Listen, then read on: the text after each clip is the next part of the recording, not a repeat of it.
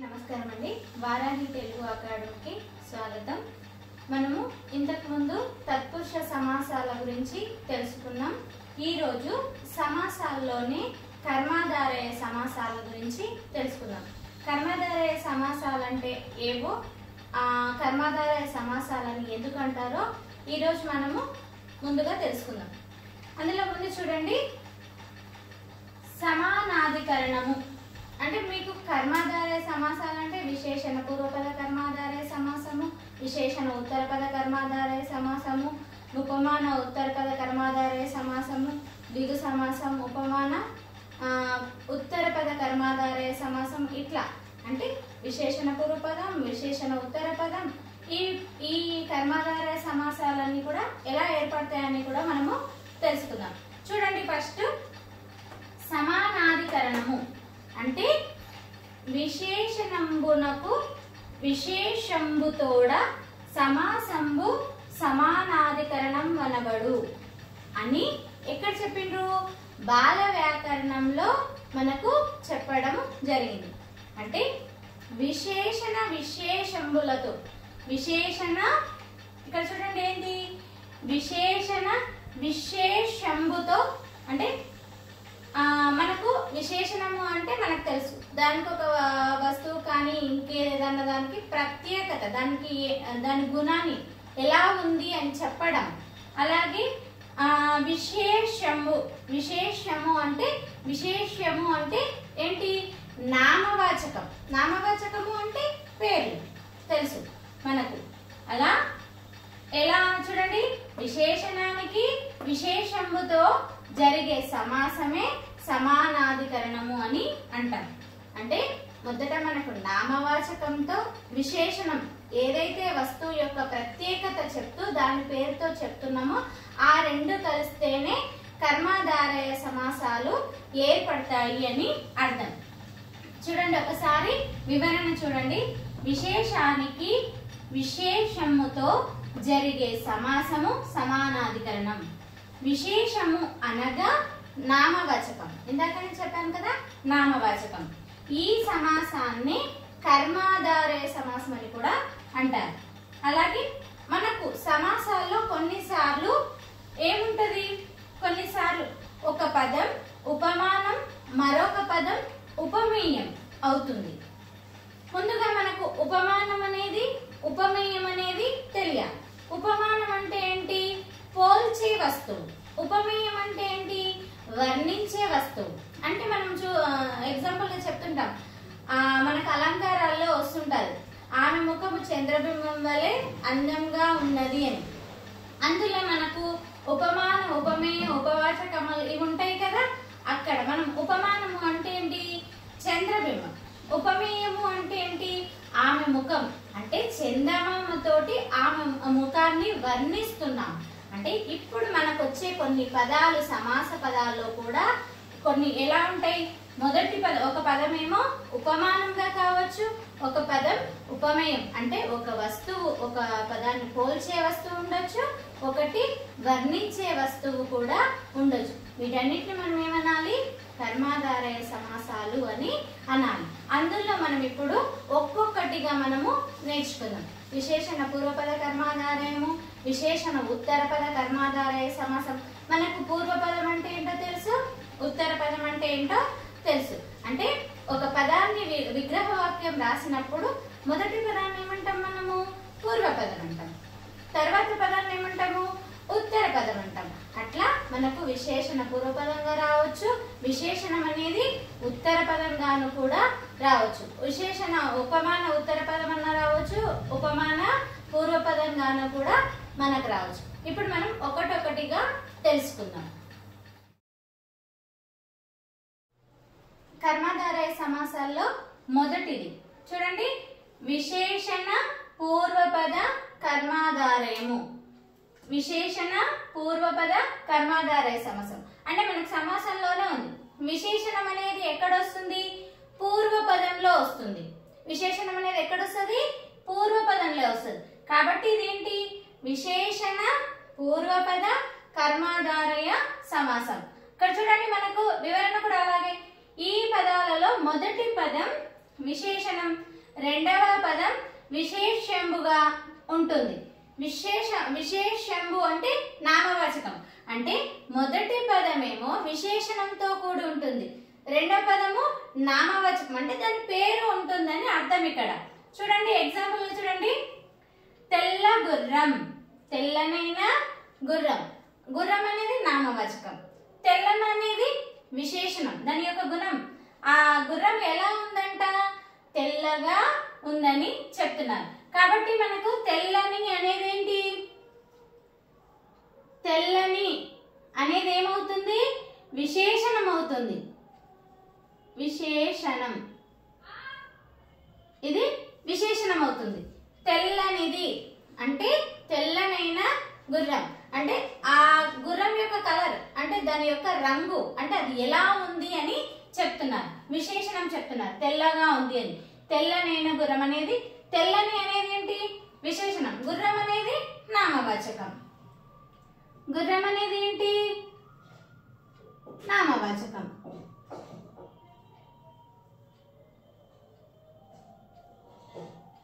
Okay. ఇక్కడ దివ్యాత్మ, దివ్యాత్మ దివ్యమైన ఆత్మ. దివ్యాత్మ, ఆత్మ ఎలాంటిది, దివ్యమైనది. కాబట్టి విశేషణం, విశేషణం అనేది దివ్యమైనది అనేది విశేషణం. ఆత్మ, ఆత్మ ఎలా ఉంది అంటే దివ్యమైనది అంటే మంచిది అని అర్థం. చాలా ఏమంటారు, పవిత్రమైనదని కూడా చెప్పుకోవచ్చు ఇక్కడ దివ్యాత్మ. దీనికి ఇంకా చాలా రకాలుగా చెప్పుకోవచ్చు. నల్ల కలువలు, నల్ల కలువలు అంటే నల్లనైన కలువలు.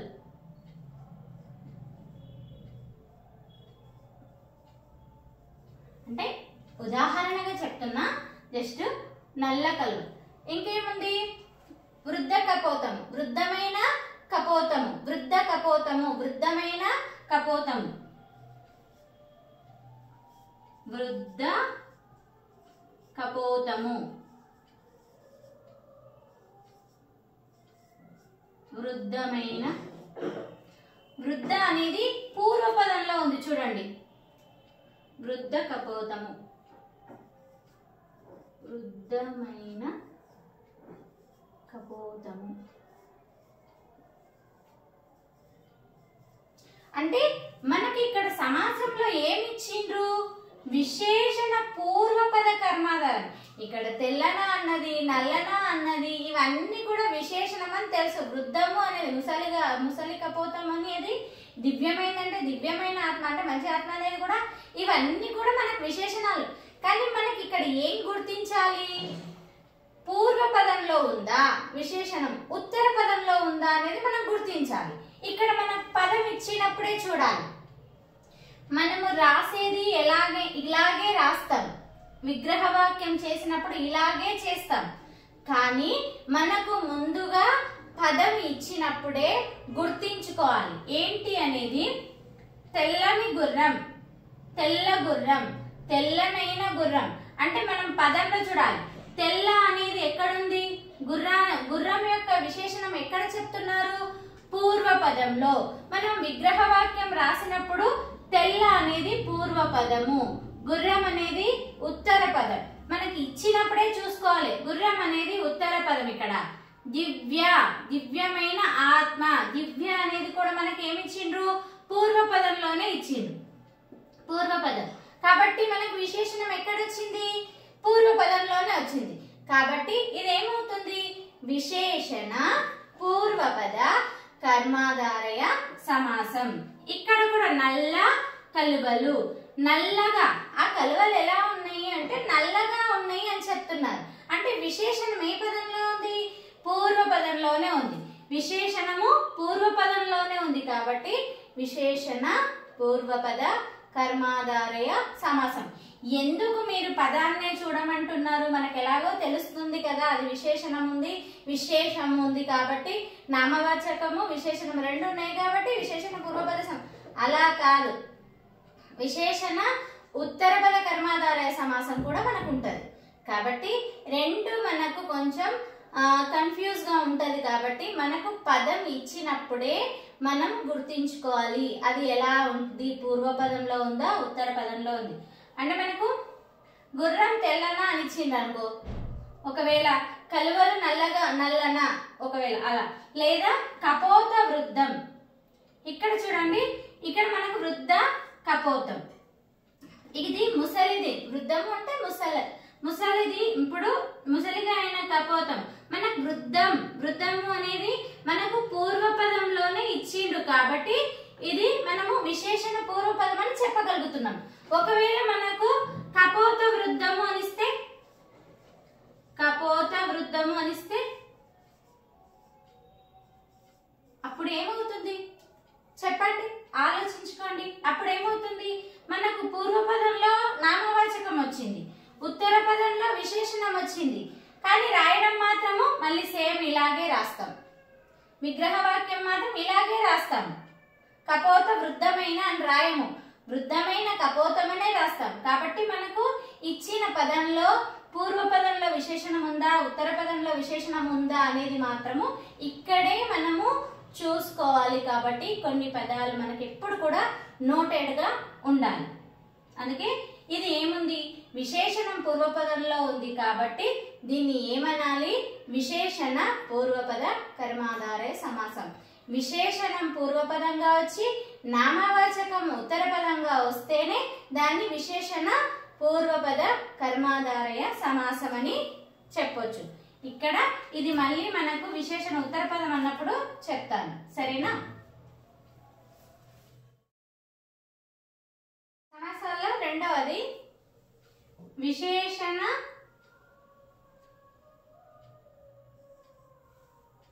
సమాసాల్లో రెండవది విశేషణ ఉత్తర పద కర్మాధారయ సమాసం. ఇక్కడ మనకి ఇంతకు ముందు విశేషణ పూర్వపద కర్మాధారయ సమాసం అంటేనేమో విశేషణం అనేది పదంలో ముందు పదంగా వస్తుంది, నామవాచకం అనేది తర్వాతగా వస్తుంది.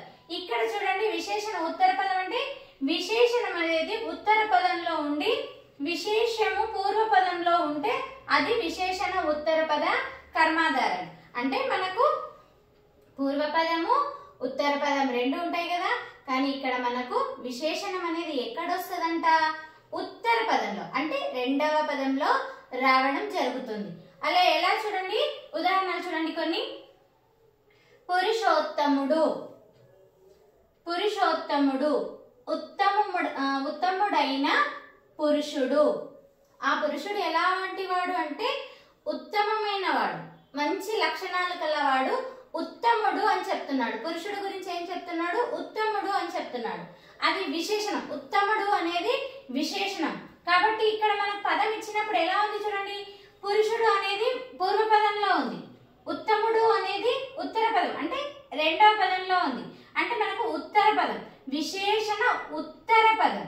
ఎందుకు అంటే తర్వాత పదంలో వచ్చింది కాబట్టి అది విశేషణం ఉత్తర పదంలో ఉంది కాబట్టి విశేషణ ఉత్తర పద కర్మాధారయ సమాసం. చూడండి, మనం విగ్రహ వాక్యం రాసేటప్పుడు మాత్రము మనకు విశేషణం ఉత్తర పదంలో వచ్చింది కాబట్టి విగ్రహ వాక్యములో కూడా మేము విశేషణం ఉత్తర పదం లాగానే రాస్తామంటే కాదు. విశేషణం నువ్వు ఎలా వచ్చినా కూడా విశేషణం అనేది పూర్వపదంలోనే రాయాలి మనం విగ్రహ వాక్యం రాసేటప్పుడు. ఎలా చూడండి ఒకసారి, ఉత్తముడైన పురుషుడు. విశేషణం ఏంటి, ఉత్తముడు అనేది విశేషణం కదా. ఇదేంటి పూర్వపదం, ఇదేది పూర్వపదం. మళ్ళీ ఇది పురుషుడు అనేది ఇక్కడ ఉత్తర పదం, ఉత్తర పదం. ఓకే, ఉత్తర పదం.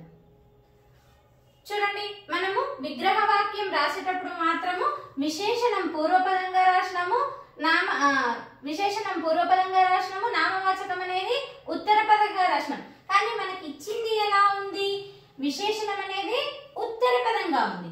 పురుషోత్తముడు, ఉత్తముడు అనేది మనకు విశేషణం, కానీ ఇక్కడ మనకు ఉత్తర పదంలోనే వచ్చింది. ఇక్కడ ఏమొచ్చింది, ఉత్తర పదంలోనే వచ్చింది. నామవాచకం అనేది పూర్వపదం.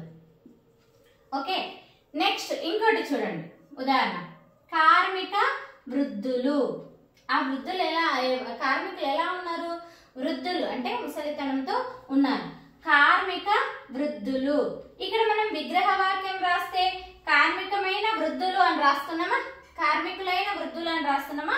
కాదు, వృద్ధులైన కార్మికులు అని రాస్తున్నాం. అంటే విశేషణం పూర్వపదంగా రాస్తున్నాము, కార్మికులు అనేది నామవాచకం అనేది ఉత్తర పదంగానే రాస్తున్నాం. కానీ మనకు పదం ఇచ్చినప్పుడు ఎలా ఇచ్చిండ్రు? విశేషణం అనేది ఉత్తర పదంగా ఇచ్చిండ్రు. మనకు పదం ఇచ్చినప్పుడు మాత్రం విశేషణం అనేది మాత్రము ఉత్తర పదం. దీన్ని బట్టి మీకు ఏం అర్థం కావాలి అంటే, పదం ఇచ్చినప్పుడే మనం చూసుకోవాలి విశేషణం అనేది పూర్వపదంలో ఉందా, విశేషణం అనేది లేకపోతే ఉత్తర పదం. అంటే మీకు ఇంకా క్లియర్గా అంటే విశేషణం అనేది మొదటి పదంలో ఉందా, విశేషణం అనేది రెండవ పదంలో. అంటే ఎలా? రెండు పదాలు మనకి ఇక్కడ సమాసం అంటేనే రెండు అర్థవంతమైన పదాలు ఉంటాయి కాబట్టి ఆ అర్థవంతమైన పదాలని చూసుకోవాలి. ఏది విశేషణం, ఏది నామవాచకం, ఏది ముందుంది, ఏది రెండవ పదంగా ఉంది అనేది మనం ఫస్ట్ క్లియర్ చేసుకుంటే అది మనకు విశేషణ ఉత్తర పదమా, విశేషణ పూర్వ పదమా అనేది మనకు ఒక క్లారిటీ వస్తుంది. ఇక్కడ చూడండి, కార్మిక వృద్ధులు. కార్మిక అనేది నామవాచకం, వృద్ధులు అనేది విశేషణం. అక్కడ మనం విగ్రహ వాక్యం రాసినప్పుడు మాత్రము వృద్ధులైన కార్మికులు. ఎలా రాసినాం? వృద్ధులైన కార్మికులు. విశేషణాన్ని ముందు రాసి నామవాచకాన్ని తర్వాతనే రాయాలి విగ్రహ వాక్యం రాసేటప్పుడు. అలాగే చూడండి, పండిత శ్రేష్ఠుడు. శ్రేష్ఠుడైన పండితుడు. పండిత శ్రేష్ఠుడు. శ్రేష్ఠుడు అనేది విశేషణం కదా, శ్రేష్ఠుడు అనేది విశేషణం, పండితుడు అనేది నామవాచకం. ఇక్కడ ఇది పూర్వపదం, ఇది ఉత్తర పదం. మనం పదం చూసినప్పుడు ఏమర్థమైంది? విశేషణం అనేది ఉత్తర పదంలో వచ్చింది కాబట్టి ఇది విశేషణ ఉత్తర పద కర్మాధారయ సమాసం. ఇంకోటి ఇంతకుముందు మీకు ఇంతకుముందు చెప్పిన పూర్వపదం, విశేషణ పూర్వపదంలో చెప్పిన విశేషణ ఉత్తర పదంగా వస్తే ఎలా వస్తుంది? కపోతం. ఇంతకుముందు విశేషణ పూర్వపదంలో వృద్ధ కపోతము అని వచ్చింది, వృద్ధము అనేది పూర్వపదంగా వచ్చింది. ఇక్కడ చూడండి ఉత్తర పదం. ఈ రెండు మీరు గుర్తు పెట్టుకున్నారనుకో మీకు విశేషణ పూర్వపదం, విశేషణ ఉత్తర పదం అనేది ఎప్పటికీ గుర్తుకుంటది. కపోత వృద్ధము. ఆ కపోతం ఎలా ఉంది? వృద్ధము అంటే ముసలితనంతో ఉంది. ఇక్కడ కపోతము నామవాచకం అనేది పూర్వపదంలో వచ్చింది, వృద్ధము విశేషణం అనేది ఉత్తర పదంలో వచ్చింది కాబట్టి దీన్ని విశేషణ ఉత్తర పద కర్మాధారయ సమాసం అంటారు. విగ్రహ వాక్యం రాసేటప్పుడు వృద్ధమైన కపోతము. ఇంతకు ముందు వృద్ధ కపోతము అని ఇచ్చినప్పుడు కూడా మనము వృద్ధమైన కపోతం అనే రాసాం. ఇది విశేషణ ఉత్తర పద కర్మాధారయ సమాసం. ఓకే, మనకు ఒకవేళ వృద్ధ కపోతము అంటే విశేషణ పూర్వపద కర్మాధారయ సమాసం అని అంటారు. అంటే మనము పదాలు ఇచ్చినప్పుడు మనం ముందుగా పదం చూసుకోవాలి. ముందుగా పదం చూసుకున్నప్పుడు అర్థమవుతుంది మనకు ఆ విశేషణం అనేది పూర్వంలో ఉందా, ఉత్తరంలో ఉందా, ఉత్తర పదంలో ఉందా. అంటే మళ్ళీ దిక్కులు అనుకున్నారు, ఉత్తర తూర్పు అని అట్లా అనుకున్నారు. కాదు, కార్మికం నామవాచకం పూర్వపదంలో ఉందా, ఉత్తర పదంలో ఉందా. అలాగే విశేషణం పూర్వపదంలో ఉందా, ఉత్తర పదంలో ఉంది. ఇక్కడ అన్ని ఏదైనా ఆ రెండింటికి క్లారిటీ మనం పదంలో ఇచ్చిన పదంలోనే చూసుకుంటే మనకు ఈజీగా రాయొచ్చు. కర్మధారయ సమాసాల్లో మూడవది. ఇంతకుముందు మనం ఎలా విశేషణ పూర్వపద కర్మాధారయ సమాసము, విశేషణ ఉత్తర పద కర్మాధారయ సమాసము చూసాం. ఇప్పుడు చూడండి, విశేషణ ఉభయ పద కర్మాధారయ సమాసం. అంటే మనకు పేరులోనే ఉంది ఉభయం అంటే రెండు, మొదటి పదము రెండవ పదము రెండు విశేషణాలతోనే ఉంటాయి. రెండింటికి ప్రత్యేకత ఉంటుంది, ఏ ఒక్కటి తక్కువ ఉండదు, ఏ ఒక్కటి నామవాచకం అని కాదు. రెండిటికి విశేషణం ఉండడమే దీని యొక్క ప్రత్యేకత. అందుకే విశేషణ ఉభయ పద కర్మాధారయము అని అంటారు. అంటే చూడండి, ఈ సమాసంలో పూర్వపదము ఉత్తర పదము రెండు విశేషణాలుగా ఉంటాయి. మనం ఇంతకు ముందు అయితే ఏదో ఒక పదం, పూర్వపదం కానీ ఉత్తరం పదం కానీ మాత్రమే విశేషణంగా ఉండేది. కానీ ఇక్కడ ఉభయ పదం అంటే రెండు పదాలు కూడా విశేషణంతో కూడి ఉంటాయి అని అర్థం. చూడండి ఉదాహరణలు చూడండి. మృదు మధురము, మృదువైనది మధురమైనది. మృదువైనది, మృదువైనది అనడం కూడా విశేషణమే. మధురముగా ఉన్నది అనేది కూడా విశేషణమే. ఇక్కడ అందుకే దీన్ని రెండు పదాలు కూడా విశేషణంతోనే కూడి ఉన్నాయి. చూడండి మృదు మధురము, మృదువైనది మధురమైనవి. ఆ వస్తువులు ఎలా ఉన్నాయి, అవే ఎలా ఉంది, మనం ఏదైనా తీసుకున్నప్పుడు తిన్నప్పుడు కానీ సాఫ్ట్గా టేస్టీగా స్వీట్గా ఉంది అట్లా చెప్తుంటాం కదా, అలా ఇక్కడ కూడా ఎలా ఉంది చూడండి, మృదువుగా ఉంది మధురముగా కూడా ఉంది అని చెప్పినారు. అప్పుడు మృదు మధురము అని రెండు పదాల్లో చెప్పినప్పుడు, ఈ పదం సమాస పదం చెప్పినప్పుడు అందులో మనకు విశేషణం ఏముంది చూడండి, మృదువైనది అలాగే మధురమైనది. కాబట్టి ఈ విగ్రహ వాక్యం ఈ పదాన్ని ఏమని చెప్పాలి, ఈ సమాసం పేరేంటి, విశేషణ ఉభయపద కర్మాధారయ సమాసం. ధీరోదాత్తుడు, ధీరోదాత్తుడు దీంట్లో కూడా రెండు పదాలు ఉన్నాయి చూడండి. ధీరుడును ఉదాత్తుడును ఎలా ఉన్నారో ఏంటంటే, ధీరుడు ఉదాత్తమైన గుణం కూడా ఉంది. అంటే ఇక్కడ కూడా రెండు విశేషణాలు ఉన్నాయి. ఒక మనిషిలో ధైర్యశాలి, మంచి ఏమంటారు గుణశాలి, దానకర్ణుడు, ఇలా మనం చాలా కర్ణుడి విషయంలో చెప్పాలంటే ఆయన ధీరుడు, ధీరుడు, దానగుణం కలవాడు, అందగాడు, ఇట్లా అన్న చాలా విశేషణాలు ఉంటాయి ఆయన లోపల.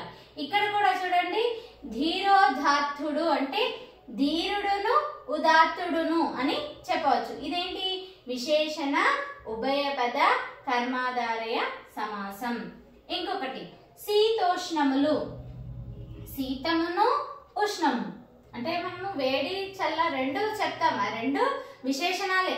చల్లగా ఉంది వాతావరణం అంటే అది విశేషణమే, వేడిగా ఉంది అనేది కూడా విశేషణం, వేడి అనేది విశేషణమే, చల్లగా ఉంది అనేది కూడా విశేషణమే. ఇక్కడ అందుకే చూడండి శీతమును ఉష్ణమును అంటే ఈ రెండు పదాలు మన పూర్వపదము విశేషణంతోనే ఉంది, ఉత్తర పదం కూడా విశేషణంతోనే ఉంది. కాబట్టి మనము విగ్రహ వాక్యం రాసేటప్పుడు శీతమును ఉష్ణమును అంటే రెండు ప్రత్యేకమైన రెండు విశేషణం కలిగి ఉన్నాయి. కాబట్టి దీన్ని విశేషణ ఉభయపద కర్మాధారయ సమాసం అని అంటాం. ఎక్కడైనా ఇలా జంట పదాలు విశేషణంతో ఇట్లా వచ్చినాయి అంటే ఖచ్చితంగా అది విశేషణ ఉభయపద, ఉభయము అంటే రెండు అని అర్థం చేసుకోవాలి. ఉభయపద కర్మాధారయ సమాసం అని ఎప్పటికీ గుర్తుపెట్టుకోవాలి. కర్మాధారయ సమాసాల్లో నాలుగవది చూడండి, ఉపమాన పూర్వపద కర్మాధారయ సమాసం. మీకు సమాసాలు స్టార్టింగ్ లోనే చెప్పిన ఉపమానము ఉపమేయం. ఒక్కోసారి ఒక పదానికి ఒక పదము ఉపమానంగా రావచ్చు, ఇంకో పదము ఉపమేయంగా కూడా రావచ్చు. మన ఉపమాలంకారంలో కూడా వస్తాయి ఇవి, ఉపమానం ఉపమేయం అనేటివి వస్తాయి. ఇంతకు ముందే మీకు చెప్పిన పోల్చే వస్తువు వర్ణించే వస్తువు అని. ఉపమానము అంటే ఏంటి, పోల్చే వస్తువు. ఉపమేయము అంటే ఏంటి, వర్ణించే వస్తువు. మనం ఏ వస్తువుని వర్ణిస్తున్నామో అంటే ఇంతకు ముందు ఒక ఉదాహరణ చెప్పిన, ఆమె ముఖము చంద్రబింబం వలె ఉంటుంది అనేది ఒకటి మీకు ఉదాహరణగా చెప్పిన.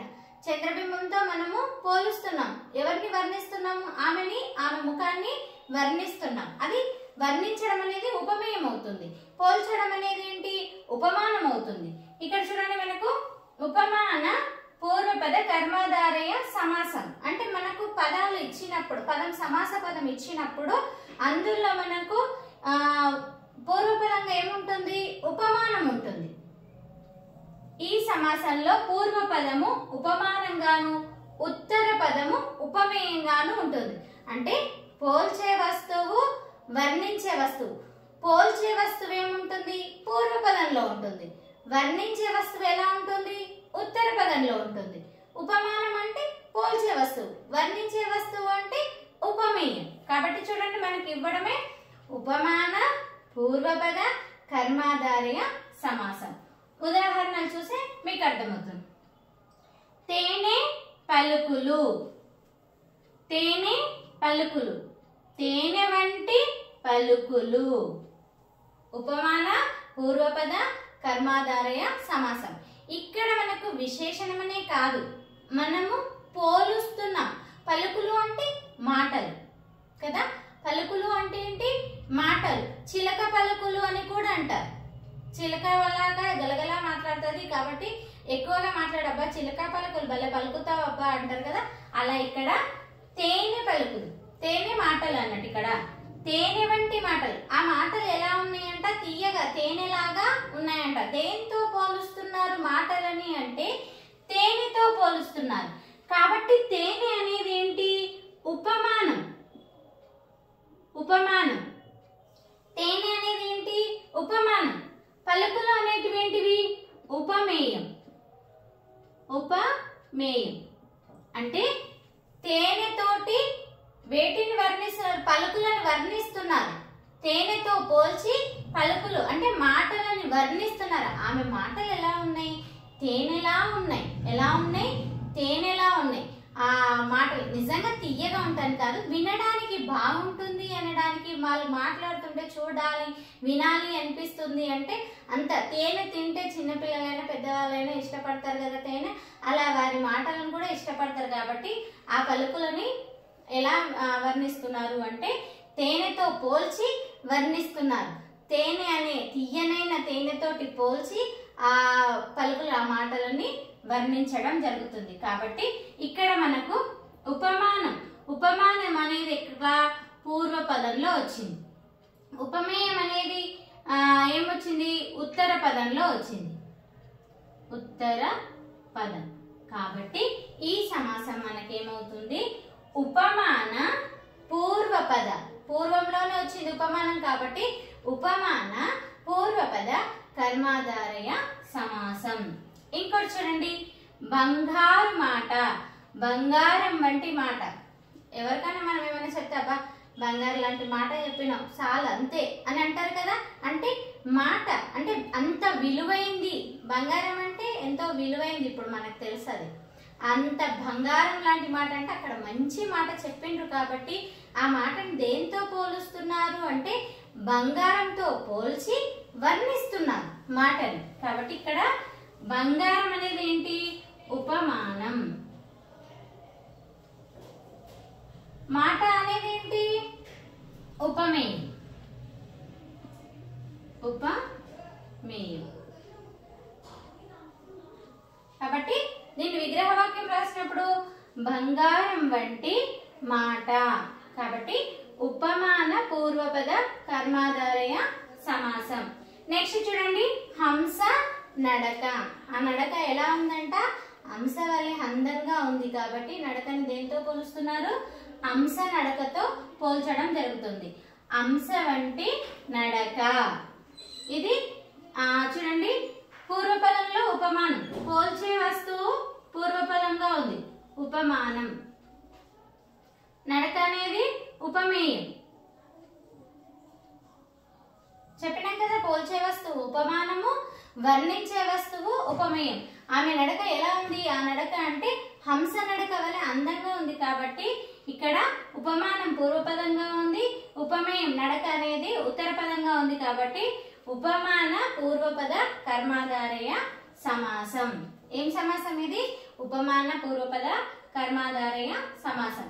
అంటే మనకు ఏదైతే మనం పోలుస్తున్నామో, ఏ వస్తువుతో అయితే పోలుస్తున్నామో ఆ వస్తువుని ముందుగా ఇస్తే, పూర్వపదంలో ఇస్తే అది ఉపమాన పూర్వపద కర్మాధారయ సమాసం. ఒకవేళ తర్వాత ఇస్తే అది రెండవ పదంగా ఉపమానం ఇస్తే అది ఉపమాన ఉత్తర పద కర్మాధారయ సమాసం. అది తర్వాత చెప్పుకుందాం. ముందైతే ఇది మనకు క్లియర్ గా ఉంటే ఇది అర్థమవుతుంది. చూడండి, హంస నడక అంటే హంస అనేది ఉపమానము, నడక అనేది ఉపమేయము అవుతుంది.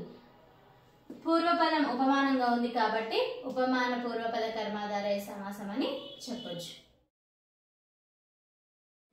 కర్మాధారయ సమాసాల్లో ఐదవది ఉపమాన ఉత్తర పద కర్మాధారయ సమాసం. ఉపమానం అనేది ఎక్కడొస్తుంది?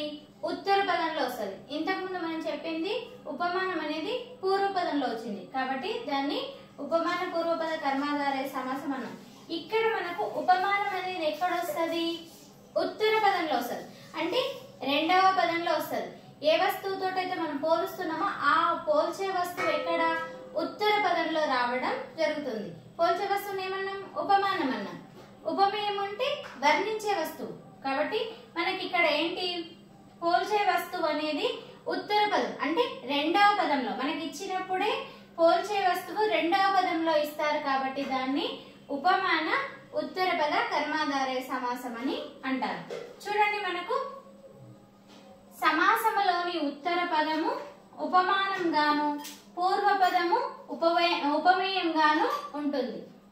మనకి ఇచ్చిన పదాల్లో కూడా చూడండి, పాద పద్మాలు, పాద పద్మాలు. పాదాలు అనేటివి ఉపమేయం అంటే మనం వర్ణించేటివి. పద్మాలు అనేది ఉపమానం అంటే మనం పోల్చుతున్న వస్తువు. ఆ పాదాలు ఎలా ఉన్నాయంట? పద్మాలలాగా ఉన్నాయంట. పద్మముల వంటి పాదాలు అంటే మనకు ఇక్కడ ఇచ్చినప్పుడు పదం ఇచ్చినప్పుడు ఉపమానం ఉత్తర పదంలో ఉంది. ఇది మనకు పూర్వ పదం కదా. ఇవి మనకు పద్మాలు అనేది ఉత్తర పదం. కానీ మనకు ఎలా ఇచ్చారు? ఉపమానం అనేది ఎక్కడ ఇచ్చిండ్రు? ఉత్తర పదంలో ఇచ్చిండ్రు కదా. మనం దేంతో అయితే పోలుస్తున్నామో ఆ వస్తువుని మనం ఏమనాలి? ఉపమానం అనాలి. ఇప్పుడు మనం పద్మాలతో పోలుస్తున్నాం, పద్మాలతో పాదాలను వర్ణిస్తున్నాం కాబట్టి ఇది ఉపమానం. ఇది పద్మాలు అనేది ఏంటి? ఉపమానం. ఈ పాదాలు మనం దేన్ని వర్ణిస్తున్నాం? పాదాలను వర్ణిస్తున్నాం కదా. వర్ణించే వస్తువు ఏంటి? పాదం, పాదాలు. ఇవి ఏంటి? ఉపమేయం. ఉపమేయం. మళ్ళీ ఉపమేయం ఎక్కడ ఉంది? పూర్వ పదంలో ఉంది. ఉపమానం ఎక్కడ ఉంది? ఉత్తర పదంలో ఉంది. కాబట్టి మనకి ఇది ఏ సమాసం అవుతుంది? ఉపమాన ఉత్తర పద కర్మాధారయ సమాసం. చూడండి, ఉపమేయం అనేది పూర్వ పదంలో ఉంది, ఉపమానం అనేది ఉత్తర పదంలో ఉంది కాబట్టి మనకు ఇదేమవుతుంది? ఉపమాన ఉత్తర పద కర్మాధారయ సమాసం. పద్మముల వంటి పాదాలు. కానీ మనం విగ్రహవాక్యం రాసేటప్పుడు మాత్రం మళ్ళీ ఇక్కడ ఏమంటారు? దేనితో పోలుస్తున్నామో అదే ముందుగా రాయడం జరుగుతుంది. ముఖారవిందము, అరవిందము వంటి ముఖము. ముఖారవిందము, అరవిందము వంటి ముఖము. చూడండి, అరవిందం వర్ణించే వస్తువు. ఉపమేయం మనం ఎక్కడ రాసినాము? పూర్వ పదంలోనే రాసినాం కదా. మళ్ళీ రాసేటప్పుడు మళ్ళీ ముఖము అనేది ఉత్తర పదంలో రాసినాం. ఓకే, మనకి ఇక్కడ ముఖము అనేది ఎక్కడ వచ్చింది? పూర్వ పదంలో వచ్చింది. కానీ విగ్రహవాక్యం రాసేటప్పుడు ఎలా రాసాం? ఉపమేయాన్ని ఉత్తర పదంగానే రాసాం, కానీ అంటే రెండవ పదంగానే రాసాం. అంటే మనం ఎటు తిరిగి ఏమి గుర్తు పెట్టుకోవాలి? పదము చూసి నెంబడే మనకు గుర్తు రావాలి. ముఖారవిందము, అరవిందము వంటి ముఖము. ముఖ చంద్రము, చంద్రుని వంటి ముఖము. కర కమలములు, కమలముల వంటి కరములు. కరములు అంటే చేతులు. చేతులు ఎలా ఉన్నాయంట? కమలముల వలె ఉన్నాయంట. అంటే ఈ చేతులను దేంతో పోలుస్తున్నాము? కమలములతో పోల్చి వర్ణిస్తున్నాం. చేతులను ఎలా వర్ణిస్తున్నాం? దేంతో పోల్చి వర్ణిస్తున్నాము అంటే కమలములతో పోల్చి వర్ణిస్తున్నాం. కానీ మనకు ఇక్కడ పదం ఇచ్చేటప్పుడు ఉపమానం అనేది ఎక్కడ ఉంటది? పూర్వ పదంలో ఉంటుందా, ఉత్తర పదంలో ఉందా అని గుర్తు పెట్టుకోవాలి. కర కమలములు, కరములు అంటే చేతులు, కమలములు అంటే మీకు తెలుసు పువ్వులు.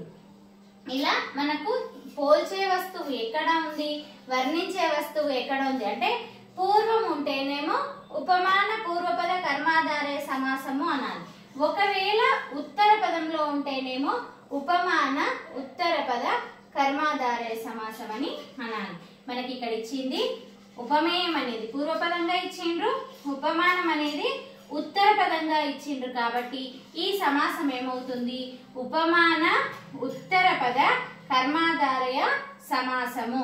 మళ్ళీ ఉపమేయాన్ని మనం రాసేటప్పుడు మాత్రం ఎక్కడ రాసినాము, ఉపమానాన్ని ముందుగా రాసినాము, ఉపమేయాన్ని రెండవ పదంగా రాసాం. విగ్రహ వాక్యం రాసేటప్పుడు ఎప్పుడు గుర్తుపెట్టాలి మనము, విశేషణ పూర్వపదం విశేషణ ఉత్తర పదం అన్నప్పుడు కూడా అలాగే విశేషణం అనేది పూర్వంగానే రాయడము జరిగింది. ఇక్కడ కూడా అలాగే రాయడం జరిగింది. చూడండి, పాద పద్మములు, పద్మముల వంటి పాదములు.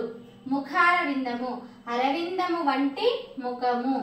ముఖ చంద్రము, చంద్రుని వంటి ముఖము. కర కమలములు, కమలముల వంటి కరములు. వీటన్నిటి కూడా ఏ సమాసము అంటే ఉపమాన ఉత్తర పద కర్మాధారయ సమాసము. అంటే మనకు ఉపమానం అనేది పూర్వపదంలో ఇచ్చిండ్రా ఉత్తర పదంలో ఇచ్చిండ్రా అనేది చూసుకొని మనం అది ఉపమాన ఉత్తర పదమా ఉపమాన పూర్వపదమా అనేది మనము గుర్తించాలి.